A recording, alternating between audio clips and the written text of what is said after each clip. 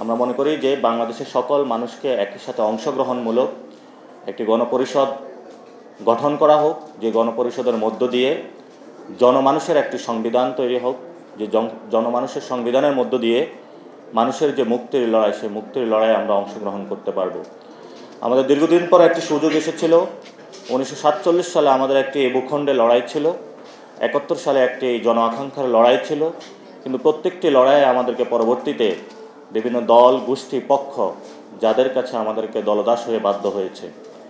এবং আমাদের সামনে 1990 সালেও একটি সুযোগ এসেছিল, যে 1990 সালের মধ্য দিয়ে 3টি দল নিজেদের মধ্যে একটি চুক্তি করেছিল, যে চুক্তি থেকেও আমরা বাংলাদেশের মানুষকে সে আকাঙ্ক্ষার কোনো প্রতিশ্রুতি বা দিতে ব্যর্থ হয়েছি। কিন্তু 24-এর যে গণ অভ্যুত্থানের মধ্যে আমরা যে নতুন একটি স্বপ্ন পেয়েছি, সেটা আমরা বলে থাকি, বাংলাদেশে যে সংবিধান, স্বৈরতান্ত্রিক সংবিধানের কারণে আমরা আমাদের 2000 ভাইকে হারিয়েছি, 50,000-এর উপরে ভাইকে তাদের অঙ্গহানি হয়েছে, এখন হসপিটালে কাতরাচ্ছে। আমরা মনে করি বাংলাদেশের আগামীতে এই ধরনের কোনো রক্তপাত আমরা চাই না, যে রক্তপাতের মধ্য দিয়ে কোনো মায়ের বুক খালি হবে, কোনো বোনকে আমরা হারাবো, কোনো ভাইকে আবার আমরা হারাবো।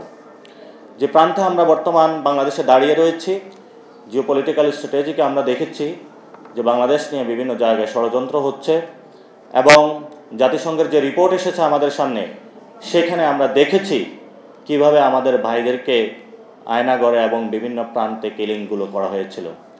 আমাদের সামনে সেই রিপোর্টগুলোতে স্পষ্ট হয়েছে রাজপথে আমাদের ভাই বোনদেরকে কীভাবে প্রতিনিয়ত হত্যা করা হয়েছে গত 15 বছর জুড়ে।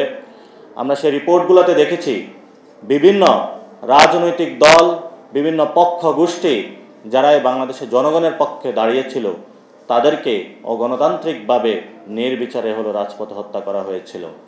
আমরা সামাজিক যারা বুদ্ধিজীবী রয়েছেন, সামাজিক যারা গোষ্ঠীগুলো রয়েছেন, পারিবারিক মণ্ডলে যাদের চর্চাগুলো রয়েছে এবং রাজনৈতিক পরিমণ্ডলে যাদের চর্চাগুলো রয়েছে, আমরা সবাইকে বলবো, আসুন সামাজিকভাবে আমাদের যে ঐক্যের জায়গাটা, আমাদের ঐক্যের জায়গাটা গড়তে হবে, এবং রাজনৈতিকভাবে এই ঐক্যের উপরে ভিত্তি করে যে মানুষগুলো আহত হয়েছে, শহীদ হয়েছে, তাদের বিচারের দাবিতে রাজপথে আমাদেরকে অবস্থান নিতে হবে। এই গণ অবস্থানের মধ্য দিয়ে এই ইলেকশনের পূর্বেই আওয়ামী লীগের নিবন্ধন আমাদেরকে বাতিলের দাবিতে রাজপথে ঐক্যবদ্ধভাবে লড়াইয়ে সামিল হতে হবে। আমরা যদি আওয়ামী লীগকে এই নির্বাচনের আগেই তাদের যদি নিবন্ধন বাতিল করতে বাংলাদেশের মানুষ সচেষ্ট না হয়, তাহলে এই যে আমাদের আপকামিং যে নির্বাচন রয়েছে, জনগণের সামনে গভীর সংকট অপেক্ষা করছে। আমরা মনে করি বাংলাদেশকে একটি সিভিল ওয়ারের দিকে ঠেলে দেওয়া হবে। এই জন্য সরকার এবং যারা আমাদের বিশেষত আইন শৃঙ্খলা বাহিনী থেকে শুরু করে যারা আইন মন্ত্রণালয়ের বিশিষ্ট ব্যক্তিবর্গ রয়েছেন, বিভিন্ন রাজনৈতিক দল রয়েছেন, তাদেরকে আমরা বলবো, কোনো দল বা পক্ষ গোষ্ঠী এবং যারা দোষর রয়েছিল, আমাদের উপরে রাজপথে হামলা চালিয়েছিল, আমাদের রক্তগুলো কেড়ে নিয়েছিল, আমাদের ভাইদেরকে শহীদ করেছিল, তাদের প্রতি দয়া দেখাবেন না।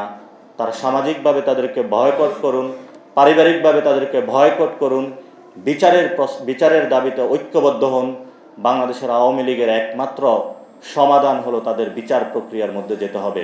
আমরা বাংলাদেশের যে রাজনৈতিক দলগুলো রয়েছেন, বড় দল, আজকের এই দিবসে দাঁড়িয়ে আমাদের সেই শপথ হোক যে আমরা আমাদের যে স্বৈরাচারিক ভিত্তিমূলগুলো রয়েছে পারিবারিক সোসাইটিতে, এবং আমাদের যে জিওপলিটিক্যাল স্ট্র্যাটেজিক জায়গাগুলো থেকে আমাদের বিভিন্ন ফরেন ইন্টারভেনশনগুলো, তাদেরও যে একটি স্বৈরাচার বৃত্তি মনোবৃত্তি আমাদের উপরে প্রতি মগজে মননে আমাদের কালচারাল জায়গা থেকে আমাদের উপরে চেপে বসেছে, যদি আমরা এগুলো প্রতিহত করতে না পারি, তাহলে আমরা মনে করি বাংলাদেশের যে স্বাধীনতার মুক্তি সংগ্রাম আমাদের শুরু করেছিলাম, সে 1947 সালে, 1971 সালের লড়াই, 90-এর লড়াই, 24-এর এই লড়াইয়ের মধ্য দিয়ে যদি আমরা আমাদের কাঙ্ক্ষিত স্থানে পৌঁছতে না পারি, তাহলে এই লড়াইটা ব্যর্থ হবে মনে করি। আমাদের বর্তমান যে সংবিধান রয়েছে, এই সংবিধানের মধ্য দিয়ে অনেকগুলো দল তারা সংস্কার প্রস্তাবনা নিয়ে আসতে চায়, এবং তারা পার্লামেন্টে গিয়ে সংস্কার প্রস্তাবনাগুলো রেডি করতে চায়। আমরা তাদেরকে বলবো যে আপনি দলীয় কোনো কিছু ঘষামাজা করে সংস্কার করে এটাকে পরিবর্তন করলেন, পরবর্তী আরেকটি দল এসে এটাকে পরিবর্তনের সুযোগ থাকবে। সেজন্য আমরা বলি, আপনাদের শুভবুদ্ধির উদয় হোক, গণপরিষদ নির্বাচনের দিকে নজর দিন। ছাত্র জনতার যে রাজনৈতিক দলটি এই মাসে জনগণের সামনে আসবে, আমাদের রাজনৈতিক লড়াই হবে গণপরিষদ নির্বাচন, আমাদের রাজনৈতিক লড়াই হবে একটি নতুন সংবিধান। এই লড়াইয়ে বাংলাদেশের আনাচে কানাচে পথে প্রান্তরে আমরা ঘুরে বেড়াবো, বাংলাদেশের মানুষকে ঐক্যবদ্ধ করব। জনতা যেভাবে 24-এ জেগে উঠেছে, রাজপথে, প্রান্তরে, গ্রামে, অঞ্চলে, স্কুল, কলেজ, বিশ্ববিদ্যালয়ে জনতার সাথে আবার আমাদের দেখা হবে।